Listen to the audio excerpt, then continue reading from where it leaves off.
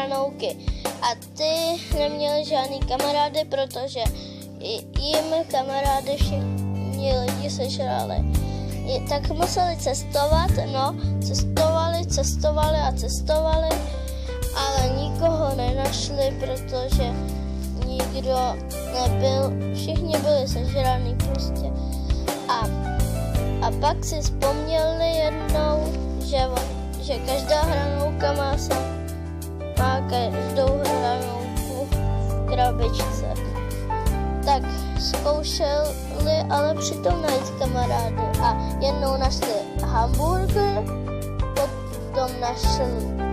potom našli pitíčko a potom taky našli ostatní kamarády, ale nejlepšího kamaráda nenašli.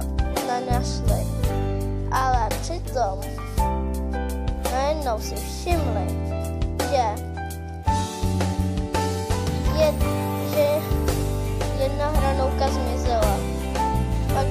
Pak začaly zmizet další hranouky. A nakonec byla jenom jedna krabička.